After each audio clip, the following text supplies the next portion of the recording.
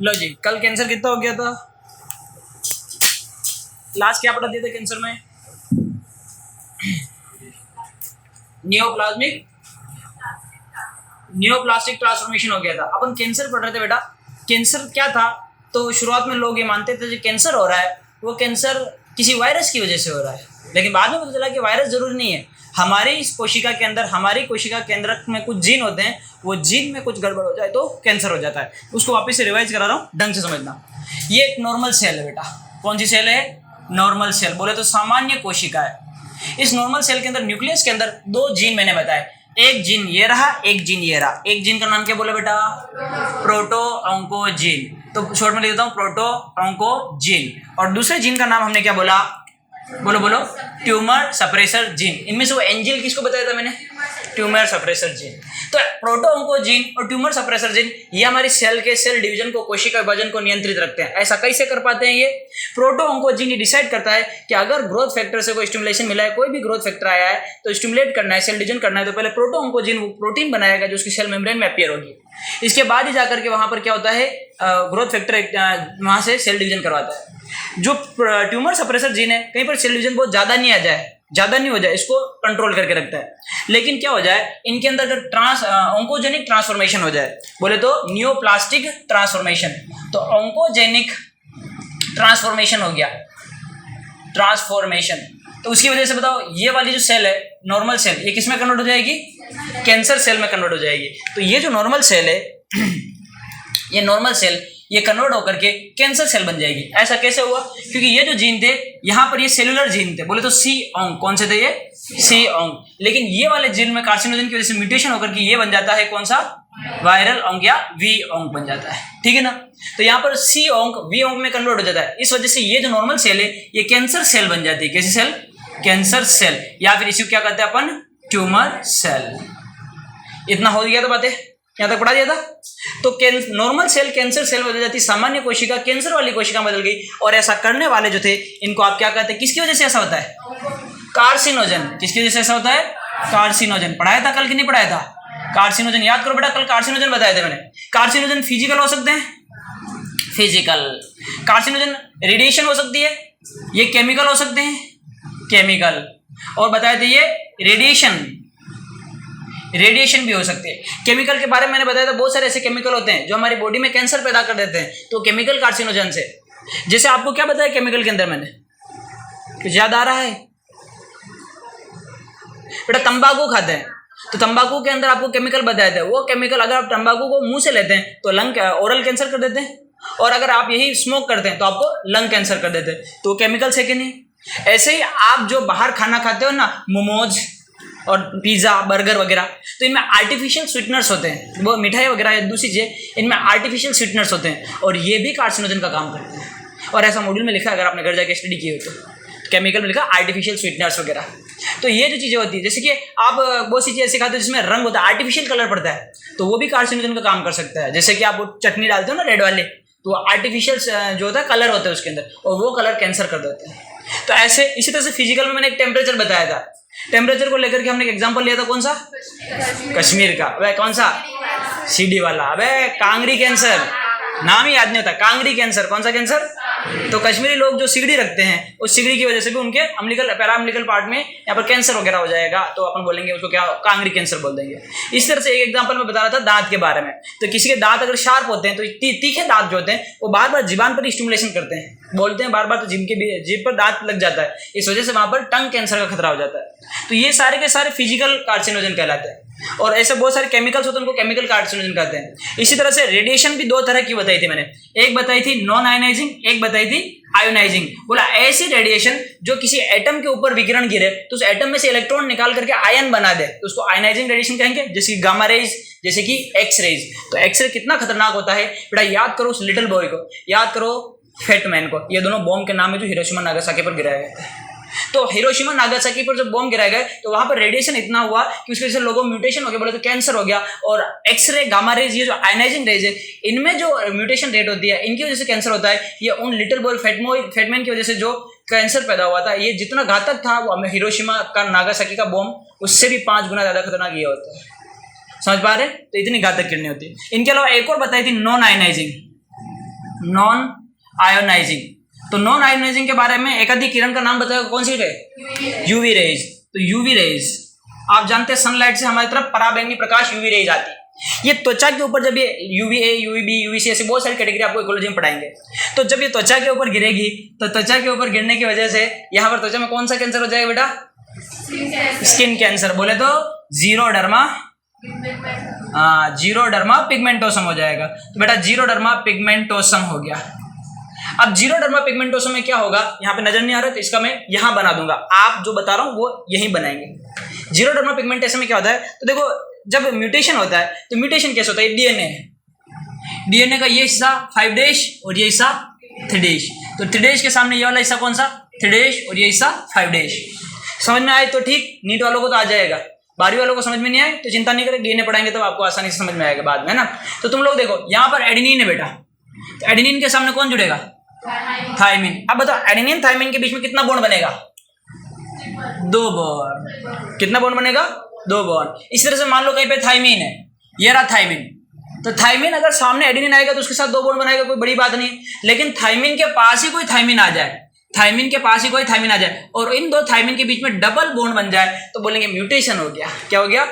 और यहाँ पर जो है ये आप देख रहे हैं ये थायमिन डाइमर बन गया। क्या बन गया? Thiamine dimer. डाइमर समझते हैं आप लोग, पढ़ा है डाइमर पॉलीमर, है ना, डाइमराइजेशन पूरी प्रोसेस पढ़ाई थी आपको। तो ये डाइमर बन गया, तो थायमिन का डाइमर बन गया, बोलते म्यूटेशन हो गया। ऐसे म्यूटेशन होता है। एक्चुअल में आसानी से म्यूटेशन होता नहीं है। जब भी कोई यूवी रेज वगैरह हमारी स्किन पर या कहीं पर भी गिरती है तो डीएनए में चेंजेस हो जाते हैं, और जो डीएनए में चेंजेस होते हैं तो उनको रिपेयर करने के लिए एक एंजाइम होता है और वो एंजाइम वापस से रिपेयर कर देता है। लेकिन उस हिस्से में म्यूटेशन हो जाए जहां से वो एंजाइम बनता है जो डीएनए को रिपेयर करता है, तब जाके दिक्कत आती है और तब जाके म्यूटेशन होता है। और ये जीरोडर्मा पिगमेंटोसम के नीचे आप लिखेंगे। समझे कि नहीं समझे? तो ये कल तक इतना बता चुके थे। अब आप सोच रहे होंगे कि जैसे ही प्रोटो ऑन्कोजीन ऑन्कोजीन में कन्वर्ट हो जाएगा तो कैंसर हो जाएगा, लेकिन ऐसा नहीं है। प्रोटो ऑन्कोजीन ऑन्कोजीन में कन्वर्ट हो जाए, बोले तो सी ऑन्क वी ऑन्क में कन्वर्ट हो जाए तो इतना जल्दी कैंसर नहीं होता है, यहां तक तो नॉर्मल रहता है। कैंसर होने के लिए क्या होता है, जैसे ही प्रोटो ऑन्कोजीन ऑन्कोजीन में कन्वर्ट होता है, सी ऑन्क वी ऑन्क में कन्वर्ट होता है, उसके बाद इसको पता है कि मेरे को सेल डिवीजन बहुत ज्यादा करना है, लेकिन करता नहीं है। तो कुछ फैक्टर्स होते हैं जिसको प्रमोट करते हैं, इसको भड़काते हैं, तू पहचान अपने आप को, तू सी ऑन्क नहीं वी ऑन्क है, तो अपने सेल का नंबर बहुत ज्यादा बढ़ा दे, सेल डिवीजन कर, और फिर ये अपनी सेल को ग्रोथ कराता है और सेल डिवीजन करता है। तो बोले तो ये कुछ नहीं करता है, ये तो नॉर्मली रहना चाहता है, लेकिन कुछ चीज को भड़काते। बोले तो ट्यूमर प्रमोटर। कौन? तो कुछ ट्यूमर प्रमोटर्स होते हैं, ट्यूमर प्रमोटर। प्रमोटर समझते हैं, प्रमोट करने वाले। तो कुछ ऐसे ट्यूमर प्रमोटर होते हैं जो ट्यूमर बनने को प्रमोट करते हैं। तो एग्जांपल ले रहा हूं इसका, एग्जांपल देखना बेटा, आपने शायद सुना हो या नहीं सुना हो तो मेरे मुंह से सुन लो। पुरानी एनसीईआरटी के अंदर जो एक चैप्टर चलता था केमिस्ट्री इन एवरीडे लाइफ, वहां पर एग्जांपल दे रखा था सैकरीन, आर्टिफिशियल स्वीटनर का। याद आ रहा है कुछ? सैकरीन पढ़ा होगा, है ना, तुमने तो पढ़ा है ना। तुम लोग जो नहीं जानते हो सुनो, तुम लोग जो आइसक्रीम वगैरह खाते हो तो घर वाले बोलते हैं मत खाया कर, ये कुल्फी मत खाया कर बाहर की, इसमें सैकरीन होता है, जुकाम हो जाएगा।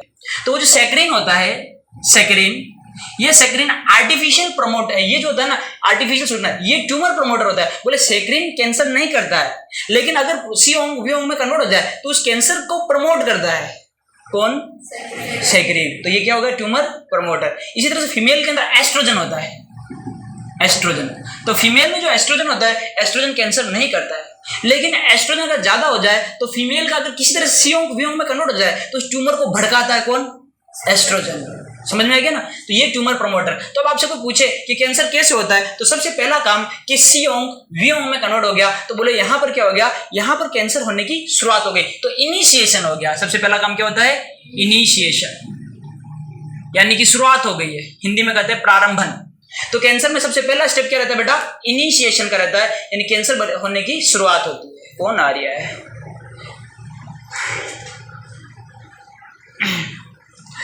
इतनी लेट कैसे हो गई? अच्छा, कौन? शीतल, जो वो आपके कुछ है क्या? अरे यार, चलो इनिशिएशन।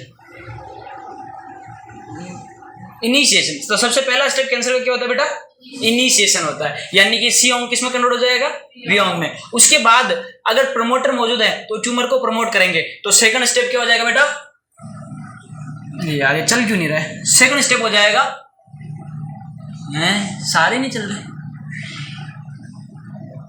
प्रमोशन, सेकंड क्या हो जाएगा? प्रमोशन। तो पहला स्टेप हुआ इनिशिएशन, सेकंड स्टेप हो जाएगा प्रमोशन। और प्रमोशन करने के जैसे एक सेल से 2 सेल, 2 से 4 धड़ाक से सेल बनेगी, यानी सेल का नंबर बढ़ जाएगा। नंबर ऑफ सेल्स क्या हो जाएगा बेटा? इंक्रीज। और जब बहुत ही ज्यादा सेल बनेगी, एक ही जगह पे 2 सेल, 4 सेल, 5 सेल, तो उसकी गांठ बन जाएगी। कैंसर की क्या बन जाएगी? गांठ। बोले तो ट्यूमर, क्या बन जाएगा? ट्यूमर। गांठ को हिंदी में क्या कहते हैं? गांठ ही कहते हैं, इंग्लिश में ट्यूमर कहते हैं, ठीक है। तो गांठ को हिंदी में क्या कहते हैं? अबूर्द कहा जाता है। क्या कहा जाता है? अबूर्द, है ना। तो 2 प्रकार के होते हैं, दुर्दम अबूर्द और सुदम अबूर्द, बहुत ही खतरनाक। इंग्लिश में याद करो, बेनाइन और मैलिग्नेंट। तो ट्यूमर 2 तरह के होते हैं, एक ट्यूमर होता है बेनाइन और एक ट्यूमर होता है मैलिग्नेंट। मैलिग्नेंट तो जो बेनाइन होता है बेटा, वो सिंपल वाला ट्यूमर है। बोले तो एक ही जगह पे फिक्स रहता है, हिलता नहीं है। जैसे किसी की स्किन पर मस्से हो जाए तो बेनाइन ट्यूमर कहलाएंगे।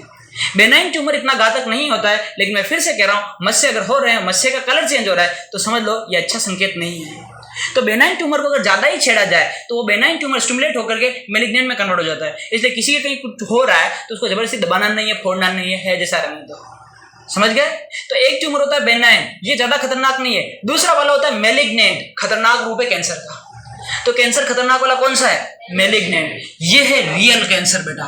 और मैलिग्नेंट बहुत ज्यादा खतरनाक है इसलिए क्योंकि मैलिग्नेंट एक जगह से दूसरी जगह चला जाता है। इसकी कोशिकाएं टूट टूट के एक जगह से बॉडी में दूसरी जगह जाती है और जहां जाती है वहीं कैंसर कर देती है। और इस प्रॉपर्टी को क्या कहते हैं? मेटास्टेसिस। तो जो मैलिग्नेंट होता है, ये मैलिग्नेंट वाला खतरनाक इसलिए होता है क्योंकि ये शो करता है बेटा मेटास्टेसिस। क्या शो करता है? मेटास्टेसिस। तो मेटास्टेसिस शो करने की वजह से ज्यादा खतरनाक होता है। कुछ बात समझ में आ रही है? तो पहला स्टेप हो गया बेटा इनिशिएशन, दूसरा प्रमोशन, और आगे जाकर के सेल्स का नंबर बढ़ जाएगा। सेल का नंबर बढ़ना कहलाता है क्यों नहीं चल रहा है? प्रोलिफेरेशन। क्या कहलाता है? प्रोलिफेरेशन। तो प्रोलिफेरेशन हो रहा है, तो अगला स्टेप कौन सा हो जाएगा? प्रोलिफेरेशन। तो सबसे पहले इनिशिएशन होता है, उसके बाद प्रमोशन होता है, फिर प्रोलिफेरेशन होता है, और उसके बाद सबसे खतरनाक प्रॉपर्टी बोले तो मेटास्टेसिस होती है। तो लास्ट प्रॉपर्टी जो है खतरनाक वाली, ये होती है बेटा मेटास्टेसिस। तो मेटास्टेसिस होता है। इसी क्रम में हर बार कैंसर होता है। जब भी कैंसर होता है इन्हीं 4 स्टेप को फॉलो करके कैंसर होता है। मतलब कैंसर में सबसे पहले इनिशिएशन होता है, तुम्हें पता नहीं होता है, फिर प्रमोशन, प्रोलिफेरेशन होता है, फिर धीरे धीरे तुमको गांठें दिखनी शुरू होती है, फिर फैलना शुरू हो जाता है, मेटास्टेसिस आते हैं तो बहुत खतरनाक हो जाता है मामला। तो ऐसे किसी को भी कैंसर होता है। कैंसर होना समझ में आ रहा है? ओके। तो आप बताइए बेनाइन और मैलिग्नेंट में रियल कैंसर किसको कहेंगे? मैलिग्नेंट को। कल हमने मैलिग्नेंट के बारे में बात करी थी। मैलिग्नेंट के बारे में बोला था, जो मैलिग्नेंट होता है ये रैपिड ग्रोथ करता है, बोले तेजी से ग्रोथ करता है। ये कैप्सुलेटेड होता है कि नॉन कैप्सुलेटेड? नॉन कैप्सुलेटेड, मतलब इसके ऊपर कोई कवरिंग नहीं होती है। तो रैपिड ग्रोथ करता है, स्प्रेड होता है। मोस्ट वीरियस प्रॉपर्टी है, जो सबसे खतरनाक प्रॉपर्टी है कैंसर की, वो मेटास्टेसिस है। मतलब मेटास्टेसिस अगर नहीं होता तो कैंसर इतना डरावना नहीं था जितना बन चुका है। कुछ समझ में आ रहा है? तो ये जो होता है मैलिग्नेंट के बारे में ध्यान रखेंगे, ये नॉन कैप्सुलेटेड होता है। कैसा होता है? नॉन कैप्सुलेटेड होता है। इसमें रैपिड ग्रोथ होती है। कैसी ग्रोथ? Rapid growth. बोले तो तेजी से वृद्धि करता है, रैपिड ग्रोथ करता है। ठीक है। तो सबसे पहले हमारे सेल के अंदर कोई कार्सिनोजन आता है। कौन आता है बेटा? कार्सिनोजन। और जो कार्सिनोजन आता है, क्यों नहीं चल रही है आज ये लिख रखा है कार्सिनोजन आता है। तो कोई भी कार्सिनोजन जो होता है वो प्रोटो ऑन्कोजीन और ट्यूमर सप्रेसर जीन, सी सेलुलर जीन को किसमें कन्वर्ट कर देता है? वी। इसको क्या कहते हैं? ऑन्कोजेनिक ट्रांसफॉर्मेशन या फिर नियोप्लास्टिक ट्रांसफॉर्मेशन। और ये किस वजह से होता है? कार्सिनोजन। सारे कार्सिनोजन समझा दिए। स्किन, ये जो लिखा है नॉन यूवी, ये वाला इसके नीचे लिखना म्यूटेशन। हर म्यूटेशन से कैंसर नहीं होता है, म्यूटेशन सही भी होते हैं, लेकिन कभी कभी ऐसा म्यूटेशन हो जाए जो कैंसर कर सकता है। बात समझ में आ रही है? जनरली जो कैंसर होते हैं वो कैंसर कैंसर होते हैं नॉन इन्फेक्शियस। 80 से लेकर 85% जो कैंसर होते हैं वो नॉन इन्फेक्शियस होते हैं, एक से दूसरे में नहीं फैलते। लेकिन 10 से 15% कैंसर जो होते हैं वो इन्फेक्शियस होते हैं, और किसी वजह से होते हैं? वायरस की वजह से। जिसको क्या कहते हैं? है जी, ऑन्को वायरस। किसी वजह से होते हैं। तो ऐसे वायरस जो कैंसर फैलाते हैं वायरस को क्या कहा जाता है? Onco virus. तो 80 से 85% कैंसर फैलते नहीं है एक से दूसरे में, तो कैसे हुए? Non infectious. तो most of the cancers are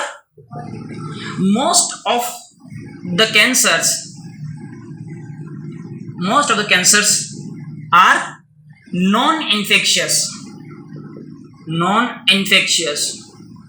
कितने? 80 से लेकर के 85%। लेकिन but some cancer are infectious. कितने इन्फेक्शियस? 15 से 20%, 15 से 20% इन्फेक्शियस होते हैं। And caused by onco virus. Hindi में समझो, अधिकांश कैंसर नॉन इन्फेक्शन असंक्रमणकारी होते हैं, फैलते नहीं है। कितने? 80 से 85%। लेकिन 10 से 15% होते हैं वो संक्रामक होते हैं, फैलते हैं। और किसकी वजह से होते हैं? वायरस की वजह से। ऐसे वायरस को क्या कहते हैं? ऑन्को वायरस कहते हैं। ऐसा आपके मॉड्यूल में लिखा हुआ है, तो आप हिंदी में लिखोगे, इंग्लिश में लिख लोगे? इंग्लिश में समझ में आ रही है? चेपो ठीक है। दुर्गा रिवाइज करा दिया मैंने कल का, दुर्गा की रिक्वेस्ट पे कल का रिवाइज कराया आप।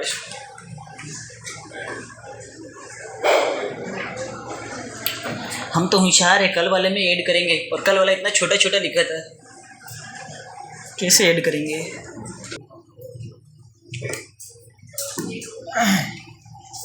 क्या खा रही हो?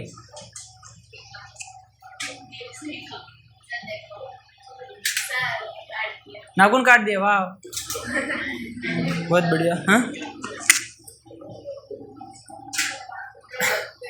जानबूझ के कर रही है, मेरे को चॉकलेट दिखा रही है। देखो बेटा, ऑन्कोजेनिक ट्रांसफॉर्मेशन होता है, बोले तुम्हारे जीन में चेंज हो गया। अब देखो इधर, जीन में चेंज हो गया, तो जीन में चेंज होना जेनेटिक चेंज होता है। कैसा चेंज? Genetic change. तो पहले जब भी कैंसर होगा, पहले जेनेटिक चेंज होता है। पहले जेनेटिक चेंज हुआ, उसके बाद में यहाँ पे सेल्स बहुत ज्यादा बढ़ गई, तो जेनेटिक चेंज के बाद का चेंज होता है, तो इसको एपीजेनेटिक चेंज कहते हैं। क्या कहते हैं? Epigenetic change. तो पहले हमेशा जेनेटिक चेंज होगा, उसके बाद एपीजेनेटिक चेंज होगा। देखो एपीजेनेटिक चेंज का मतलब क्या है? ये इसके अंदर ऐसा जीन बन गया, प्रोटो ऑन्कोजीन नॉर्मल जीन थे, ऐसे जीन बन गए जो सेल डिवीजन बहुत ज्यादा करते हैं। जब बन तो गए, लेकिन वो सेल डिवीजन कर नहीं रहे, लेकिन प्रमोटर्स आए, ट्यूमर प्रमोटर, और उन्होंने सेल डिवीजन करवाए। तो बोले कि जीन तो बन गया था कैंसर वाला, लेकिन वो अपने आप को एक्सप्रेस नहीं कर रहा था, तो उसको एक्सप्रेस करा दिया, तो वो एपीजेनेटिक चेंज कहलाएगा। तो ये क्या होता है? Gene expression. जीन एक्सप्रेशन समझते हैं ना? अभिव्यक्ति, जीन अभिव्यक्ति 6ठे चैप्टर में पढ़ेंगे। देखो, हाँ जी सुनिए, सुन बेटा, सुन ध्यान से। हाँ सुन ना मेरी बात है 1911 की, 1911 क्या होते? 11 ही होते हैं। 1911 एक आदमी है, 1911 की बात है। एक आदमी है जिसका नाम है पैटन राउस। क्या नाम बेटा? Peyton Rous. बंदे ने गजब का काम किया। बंदे ने बर्ड्स के अंदर कैंसर खोज लिया, सबसे पहली बार कैंसर की खोज। तो कहाँ पर खोजा कैंसर? बर्ड्स में। बर्ड्स बोले तो पक्षी बोले तो एवीज। तो इसने जो कैंसर खोजा था, दैट इज एवियम सार्कोमा। बेटा कैंसर के टाइप होते हैं, सार्कोमा, कार्सिनोमा, मायोमा, लिम्फोमा, ऐसे अलग अलग कैंसर होता है, जो मैं आगे जाके पढ़ूंगा। तो एक कैंसर है, और बर्ड्स के अंदर इसने वो कैंसर खोज लिया, बोले तो एवियम सार्कोमा। किसने खोजा है जी? पैटन राउस ने। पैटन राउस ने एक्चुअली ये खोजा कि बर्ड्स में जो कैंसर हो रहा है, कैंसर का पहले से पता था, कैंसर जो बर्ड्स में हो रहा है, ये कैंसर एक वायरस की वजह से होता है। पहली बार ये बात पता चली, ढंग से मेरी बात को सुन लेना। पहली बार ये बात पता चली कि कैंसर वायरस की वजह से होता है, और एवियम कोज बाय वायरसेस किसकी वजह से होता है? तो पक्षियों में कैंसर देखा और बोला कि पक्षियों को जो कैंसर हो रहा है, ये कैंसर किसकी वजह से हो रहा है? वायरस की वजह से। किसने बताया? पैटन राउस ने बताया। और पैटन राउस ने जब ये बात बता ही दी, तो इनके सम्मान में उस वायरस को उस कैंसर को नाम दे दिया गया राउस सार्कोमा। क्या नाम दे दिया बेटा? Rous sarcoma. तो avian sarcoma cause by viruses, virus की वजह से होता है। उस वायरस को क्या नाम दे दिया? Rouse sarcoma virus. Rouse sarcoma virus. बात समझ में आ रही है? पहली बार पक्षियों में कैंसर जो होता है, कैंसर का पता चला, और जो कैंसर हो रहा है वो एक वायरस की वजह से हो रहा है। उस वायरस को क्या नाम दिया?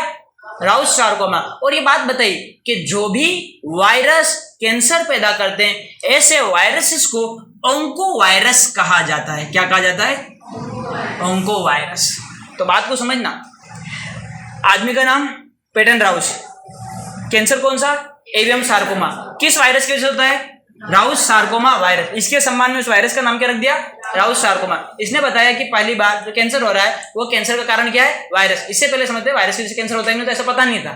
तो वायरस की वजह से कैंसर हो पता चल गया। और ऐसे वायरस जो कैंसर करते हैं वायरस को क्या कहते हैं? क्या यही वायरस कैंसर पैदा करता है क्या? अरे ये वो वायरस है जिसके बारे में पहली बार पता चला कि कैंसर पैदा करता है। इसके अलावा बहुत सारे वायरस होते हैं जो क्या पैदा करते हैं? कैंसर। जैसे आपका जाना माना एक है बेटा कैपोसी सार्कोमा, नाम सुना है? ओके, कौन सा वायरस की वजह से होता है? Herpes virus. तो एक वायरस का नाम बेटा हर्पीज वायरस। और ये हर्पीज वायरस कौन सा कैंसर करता है बेटा? कैपोसी सार्कोमा। तो कैपोसी सार्कोमा नाम का वायरस हो जाता है, सुन रही है माँ? कैपोसी सार्कोमा कब होता है? कैपोसी सार्कोमा एड्स में होता है। किसमें होता है? तो एड्स में होने वाले कैंसर का नाम क्या है? कैपोसी सार्कोमा। किस वायरस की वजह से होता है? पता था आपको ये? तो ये भी क्या है? कैपोसी हर्पीज वायरस भी तो ऑन्को वायरस ही कहलाएगा, ये भी तो कैंसर कर रहा है। इसी तरह से एक और वायरस है बेटा जिसका नाम है हेपेटाइटिस बी वायरस। कौन सा वायरस? Hepatitis B virus. और जो हेपेटाइटिस बी वायरस होता है ये लिवर में कैंसर करता है। कहाँ कैंसर करता है? Liver cancer. अगर सुन ही रहे हो तो सुन लो, एक और वायरस है जिसका नाम है ह्यूमन पेपिलोमा वायरस। क्या नाम है? Human papilloma virus. और जो ह्यूमन पेपिलोमा वायरस होता है ये फीमेल की यूटेरस में, गर्भाशय में और उसके सर्विक्स में कैंसर करता है। बोले तो सर्वाइकल कैंसर। कौन सा कैंसर? Cervical cancer. तो फीमेल के सर्वाइकल कैंसर के लिए रिस्पॉन्सिबल होता है। तो ये भी कैसा वायरस हो गया? ऑन्को वायरस हो गया। तो जो जो वायरस कैंसर पैदा करते हैं उनको क्या कहते हैं? ऑन्को वायरस कहते हैं। और सुन रहे हो तो सुन लो, एक और वायरस का नाम याद आ रहा है और ढंग से समझ लेना इस वायरस का नाम। इसका वायरस का नाम होता है बेटा EBV। क्या नाम होता है? बोले तो एपेस्टीन बार वायरस। क्या नाम है?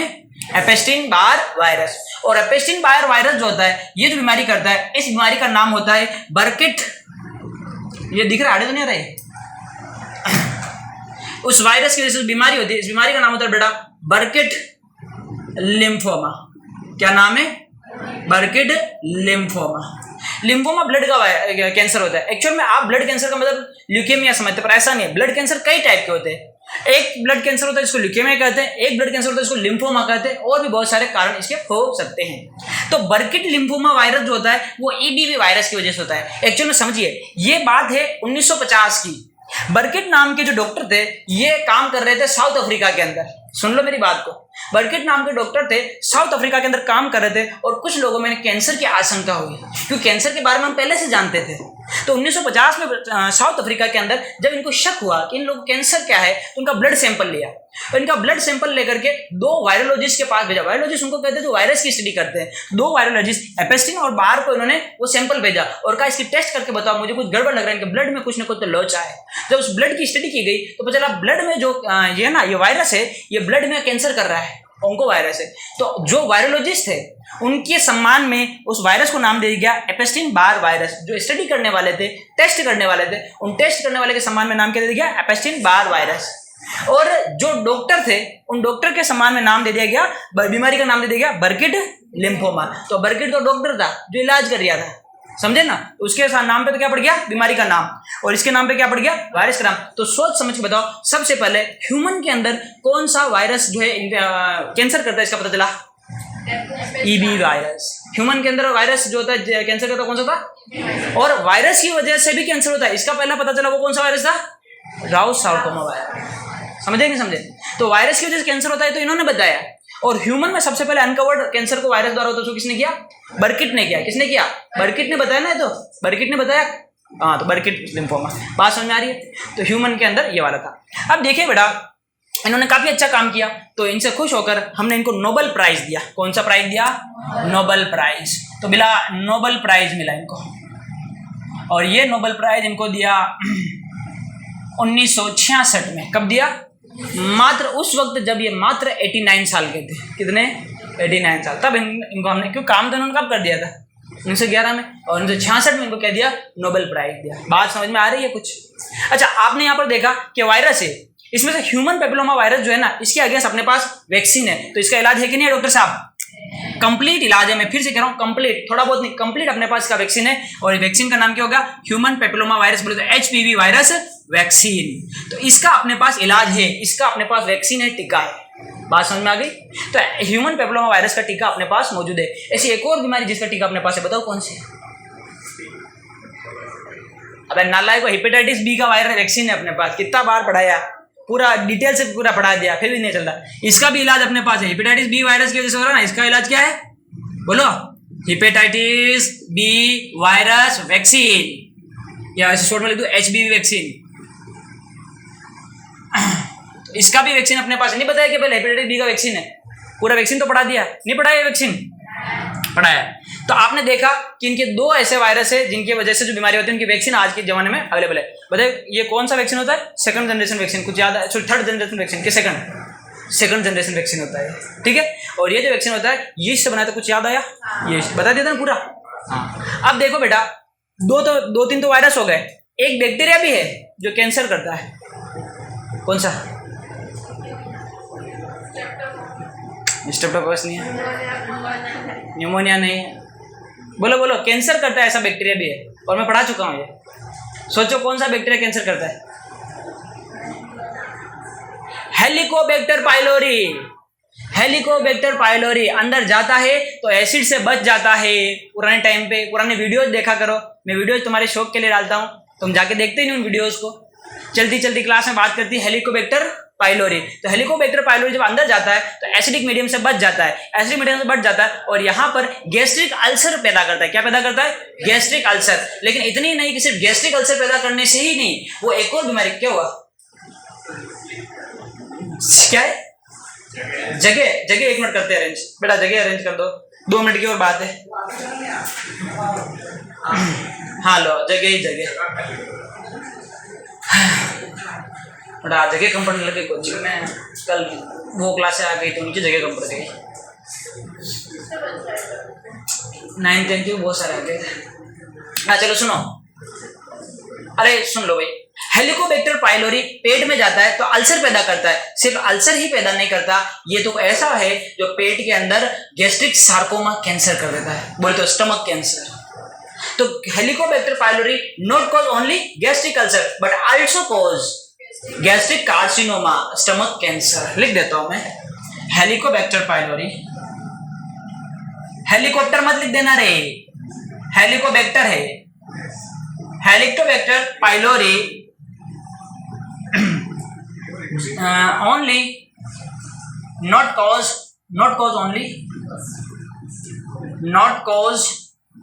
only gastric ulcer but also cause क्या करता है बेटा, गैस्ट्रिक कार्सिनोमा, गैस्ट्रिक कार्सिनोमा इसको क्या कहते हैं, स्टमक कैंसर कहते हैं, ठीक है। तो गैस्ट्रिक कार्सिनोमा यानी स्टमक कैंसर भी कर देता है। ओके, याद रख पाओगे बातें, लिखो। कुछ नया नया लग रहा है, नहीं लग रहा है? ये तीर का मुंह ढंग से लगाना रे, एक तीर का मुंह लग रहा है वायरस, उस वायरस का नाम क्या रखा, राउथ सार्कोमा। राउथ सार्कोमा ओंको वायरस है, उसका तीर का मुंह इधर है वापस। बहुत सोच समझ के तीर लगाता हूं मैं, तुम तो जिधर मुंह पड़े उधर लगा दिए, एक ही डायरेक्शन में सारी रिएक्शन करा रहे हो जैसे।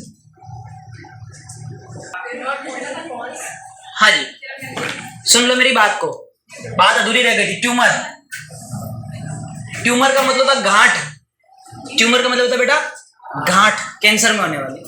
तो गांठ दो तरह की होती है, एक होती है ऐसी गांठ जो एक ही जगह पे रहती है, और एक होता है ऐसा ट्यूमर जो एक ही जगह पे रहता है, और एक होता है ऐसा ट्यूमर जो फैल जाता है। तो कैंसर का जो ट्यूमर होता है दो तरह का, इसलिए कहता है इंग्लिश में पढ़ना चाहिए।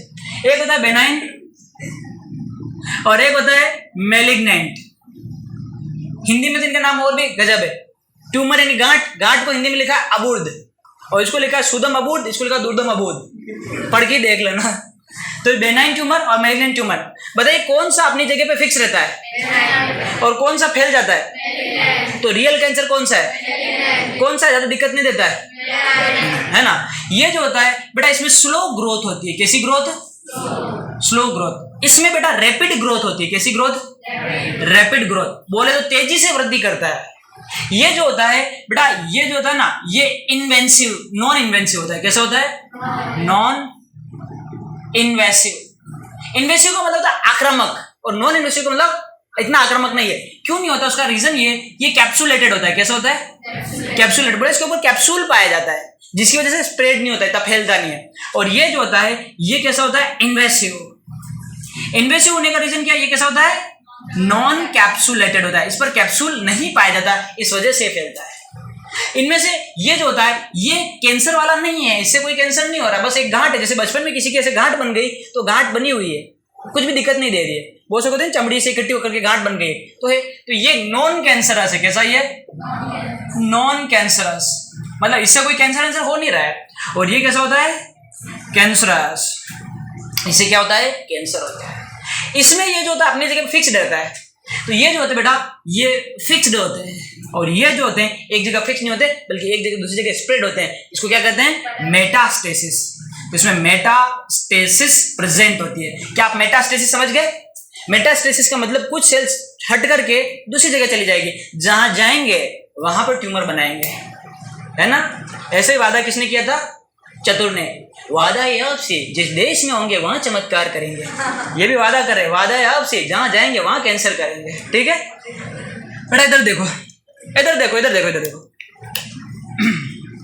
ये है बेसल मेम्ब्रेन, और बेसल मेम्ब्रेन के ऊपर आपकी एपिथेलियल सेल्स, चमड़ी जो होती है और अंदर की जो लेयर होती है, आपने उत्तक पढ़े चार प्रकार के टिश्यू पाए जाते हैं 11th क्लास चैप्टर नंबर 7। तो 7वें चैप्टर में आपने 4 प्रकार के उत्तक पढ़े। एक तो पढ़ा उपकला उत्तक, एपिथेलियल टिश्यू।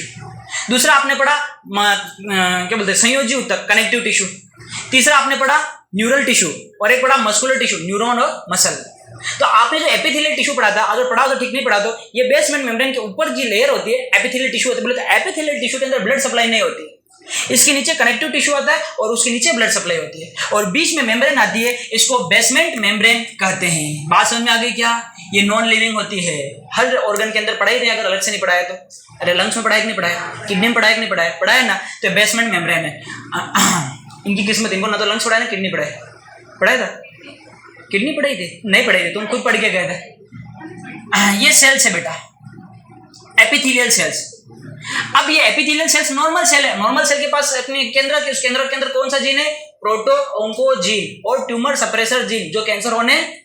लेकिन ये सेल्स किसी ऐसे कार्सिनोजन के कांटेक्ट में आ गए जो प्रोटो ऑन्कोजीन को किसमें कन्वर्ट कर दे, ऑन्कोजीन में, यानी सी ऑन्को किसमें कन्वर्ट कर दे, वी ऑन्क में। तो वी ऑन्क इनके अंदर सेल डिवीजन बढ़ा सकता है। तो यहां पर कोई कार्सिनोजन आ गया, कौन आ गया बेटा, कार्सिनोजन किसको कहते हैं, cancer causing agent known as carcinogen. Cancer पैदा करने वालों को कार्सिनोजन कहा जाता है। तो कार्सिनोजन आ चुका है, जैसे ही कार्सिनोजन आएगा सेल बढ़ा, 1 से 2, 2 से 4, 4 से 8, 8 से 16, 16 से 32, 32 से 64, 64 से 128, बढ़ती जाएगी, पचाक पचाक पचाक पचाक पचाक, और बहुत ज्यादा क्या बन जाएगी, गांठ बन जाएगी। तो ये सेल्स बहुत सारी हो गई, देख पा रहे हैं, बहुत सारी सेल्स हो गई, और अचानक से इन सेल की संख्या बढ़ जाएगी, और ये लो जी बेटा आपकी गांठ तैयार है, ट्यूमर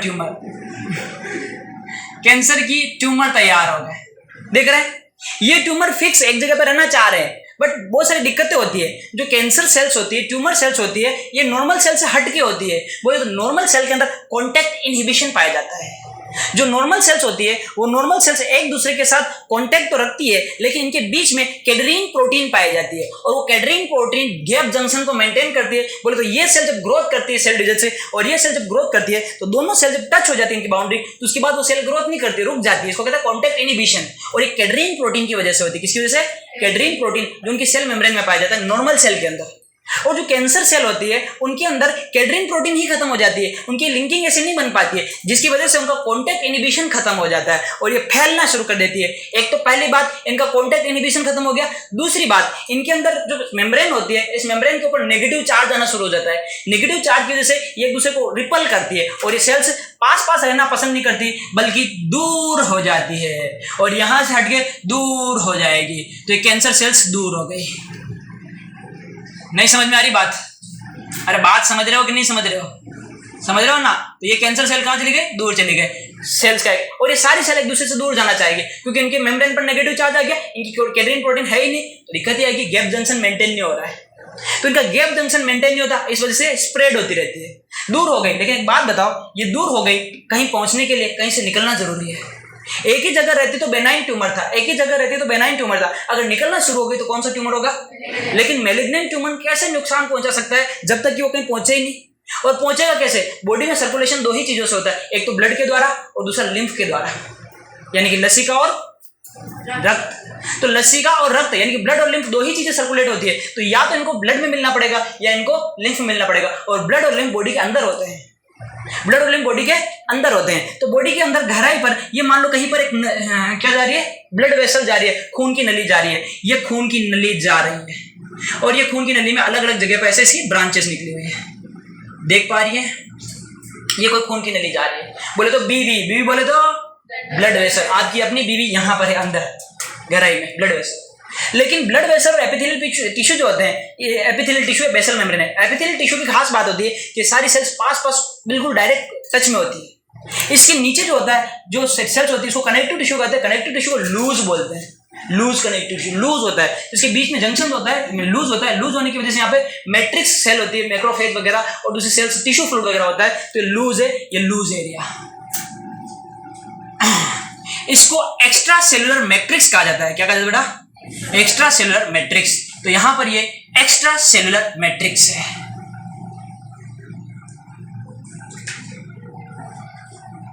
ये लिखा मैंने एक्स्ट्रा सेलुलर मैट्रिक्स, ECM। तो एक्स्ट्रा सेलुलर मैट्रिक्स है। देखना, ये कैंसर सेल थी, इस जगह से अलग हो गई, इन्वेसिव हो गए, अलग हो गए, आक्रामक हो गए, अलग हो गए यहां से। अब अलग होने के बाद ये सेल अगर यहां तक पहुंच गई, ये सेल यहां तक आ गई, ये लो जी यहां तक आ गई, लेकिन यहां तक आने के बाद भी अंदर तो एंटर नहीं कर पाएगी। ये सेल्स अंदर थोड़ी ना एंटर कर सकती है बेटा, अंदर तो तब एंटर करेगी, अंदर तो तब एंटर करेगी जब इसको पार कर ले। और अंदर एंटर पार कैसे करेगी? यहां पर तो बेसल मेम्ब्रेन है इनको रोकने के लिए, कि कुछ ऐसे केमिकल सिक्रेट करती है जिसकी वजह से ये लाइसिस हो जाता है, टूट जाता है। लेकिन टूट जाए तो क्या दिक्कत है? अंदर तक नहीं जा सकती, क्योंकि अंदर क्या है? एक्स्ट्रा सेलुलर मैट्रिक्स है। उस एक्स्ट्रा सेलुलर मैट्रिक्स के अंदर कोलेजन फाइबर्स हैं, कोलेजन है, तो उसको कैसे पार करके जाएगी? तो कोलेजिनेज एंजाइम निकालती है, और दुनिया भर के एंजाइम निकाल के इनको डाइजेस्ट करते हुए ये चलते चलते यहां तक पहुंच जाती है। तो ये चलते चलते आ गई है, चलते चलते आ गई है, और इस एक्स्ट्रा सेलुलर मैट्रिक्स को पार कर लिया और यहां तक पहुंच गई। यहां तक पहुंच गई तो कोई दिक्कत वाली बात थोड़ी नहीं, कुछ नहीं हुआ है, क्योंकि ब्लड तो इसके अंदर जा रहा है और वो इसके बाहर है। हम जानते हैं कि जो ब्लड वेसल्स होती है, उन ब्लड वेसल्स के ऊपर 3 लेयर्स पाई जाती है। सबसे बाहर की लेयर, फिर अंदर की लेयर, फिर अंदर की layer. Tuna externa, tunica externa, tunica media, tunica interna. हम बोलते हैं कि कैपिलरी है, ये क्या है? कैपिलरी। कैपिलरी, अगर कैपिलरी बोल दिया तो समझ गए कि 3 लेयर नहीं होगी, बल्कि एक ही लेयर होगी। मीडिया नहीं होगी, एक्सटर्ना नहीं होगी, ट्यूनिका इंटरना होगी। चाहे ट्यूनिका इंटरना, उसके अंदर भी तो एक एंडोथेलियम की लेयर होगी, ट्यूनिका इंटरना के अंदर भी तो एंडोथेलियम की लेयर होगी। तो वो सेल अंदर आ ही नहीं सकती, लेकिन इतनी चालाक सेल होती है कि वहां पर भी ऐसे केमिकल का सीक्रेट करती है जिसकी वजह से ट्यूनिका इंटरना भी छेदित हो जाती है, और जो एपिथेलियम लेयर होती है उसको भी तोड़ करके ये सेल यहां पर पहुंच जाती है। और एक बार जब ये सेल यहां पर पहुंच गई तो ब्लड के साथ चलती रहेगी, ब्लड के साथ चलती रहेगी, जहां इसको जगह मिलेगी चलती रहेगी। ब्लड के साथ चलने से भी कुछ नहीं होता है, ब्लड के साथ चलने से कोई सेल ग्रोथ नहीं करती है। मत करो डिस्टर्ब यार। ब्लड के साथ चलने से कोई सेल ग्रोथ नहीं करती। सेल ग्रोथ तब करेगी जब उसको उसका सूटेबल एनवायरनमेंट मिलेगा, उसको उसका सूटेबल एनवायरनमेंट मिलेगा। मैंने कहा था 40 से 45 की उम्र के बाद आदमियों के अंदर अगर प्रोस्टेट ग्लैंड के अंदर कैंसर होना शुरू हो जाए, प्रोस्टेट कैंसर शुरू हो जाए, तो शुरुआत में वो हर कहीं जाके कैंसर नहीं करता है। शुरुआत में पता चल जाए तो यहीं पर बेनाइन होगा तभी खत्म कर देंगे, लेकिन वो फैल गया तो फैलने के साथ साथ लिम्फ का सप्लाई यहाँ पे बहुत ज्यादा होता है, तो यहाँ के लिम्फ में फैल जाता है, वो तो वर्टिब्रा के अंदर चला जाता है और यहाँ की जो हड्डियां होती है उनके अंदर चला जाता है, तो यहीं पर कैंसर होने का खतरा होता है। तो वो वाली सेल्स हर कहीं ग्रो नहीं करती, उनको जहां पर सूटेबल एनवायरनमेंट मिलता है वहीं पर ग्रो करती है, क्योंकि लिम्फ के साथ जब फैलती है तो हमारी जो ऑस्टियोसाइट सेल्स होती है वो स्पेशल टाइप की केमिकल कीमो अट्रैक्टिव रिलीज करती है, उनको अट्रैक्ट करता है कैंसर सेल्स को। तो ये कैंसर सेल्स निकल जाए लेकिन हर कहीं नहीं जाएगी, इनको जहां पर सूटेबल एनवायरनमेंट मिलेगा, जहां पर इनको न्यूट्रिशन मिलेगा वहां चली जाएगी। और आप जानते हैं जब पूरी बॉडी में सेल दौड़ती है तो जगह जगह ब्लड जाता है, जिन ऑर्गन में ब्लड सप्लाई ज्यादा होगी इनकी संभावना बनती है कि उन ऑर्गन में ज्यादा पहुंचे। ये सेल्स वहां ज्यादा पहुंचेगी जहां ब्लड ज्यादा जाता है, तो हमारी बॉडी में जहां जहां पर ब्लड की सप्लाई रिच होगी ये सेल वहां पहुंच जाएगी, छोटी मोटी जगहों पे जाएगी लेकिन वहां पे ग्रोथ नहीं करेगी। और जहां पर रिच ब्लड सप्लाई होगी ये सेल वहां पहुंच जाएगी, और वहां पहुंचने के बाद ये सेल वहां पर अब सेल डिवीजन शुरू करेगी, अनकंट्रोल्ड सेल डिवीजन। और अनकंट्रोल्ड सेल डिवीजन करते करते ये यहां पर भी वैसा ही ट्यूमर बनाएगी जैसा ट्यूमर वहां बनाया था, और ऐसा ट्यूमर वहां बनाएगी तो इस तरह के ट्यूमर को सेकेंडरी ट्यूमर कहा जाता है, द्वितीयक अबूर्द यानी कि सेकेंडरी ट्यूमर, दूसरी गांठ कहा जाता है। तो सेकेंडरी ट्यूमर बना दिया। सेकेंडरी ट्यूमर बहुत खतरनाक है बेटा, सेकेंडरी ट्यूमर बहुत खतरनाक है, क्योंकि प्राइमरी ट्यूमर जहां पर बना है आपको पता है यहाँ पर गांठ हुई, दिक्कत है, आपने इसको फोड़ा, मसला कुछ किया तो ये ब्लड के साथ मिक्स होकर के अंदर चला गया। अब ब्लड में कहां गया तुम्हें क्या पता है। प्राइमरी ट्यूमर जब तक होगा आप इसको आयनाइजेशन, आप इसको क्या रेडिएशन थेरेपी से या ऑपरेशन से, सर्जरी से, बायोप्सी से हटा सकते हो, लेकिन बॉडी में अगर फैल गया तो उसका इलाज नहीं होगा फिर, और इलाज काफी भयंकर होगा, तो बहुत काफी भयंकर होगा। इतना डिटेक्शन कैसे करोगे, लेजर ट्रीटमेंट कैसे लोगे पूरी बॉडी में। कुछ जगह तो ऐसी होती है जहां पर लेजर ट्रीटमेंट ही नहीं ले सकते। इसका मतलब बेनाइन खतरनाक नहीं है, मैलिग्नेंट खतरनाक है। और जो नॉर्मल है अपनी जगह पे था, ओरिजिन साइड पे था, ओरिजिन साइड से दूसरी जगह पर गया, ओरिजिन साइड से दूसरी जगह पर गया, ओरिजिन साइड से दूसरी जगह पर जाना, यह कहलाता है मेटास्टेसिस। बेटा क्या कहलाता है? तो कैंसर सेल्स का अपनी ओरिजिन साइड से दूसरी जगह पर जाकर के ट्यूमर बनाना, ये जानने की क्रिया मेटास्टेसिस कहलाती है। और एनसीईआरटी लिखती है most feared property, most feared property. Cancer का सबसे डरावना गुण कौन सा है? मेटास्टेसिस है। बेटा ये कितनी खतरनाक बातें हैं, समझे कि नहीं समझे? तो ये कैंसर की बात है। बातें तो और भी करना चाहता हूं पर वक्त अब इसकी इजाजत नहीं देता। कुछ समझ में आया बाबू? नए बच्चे कुछ आया समझ में? नोट कर लो बेटा।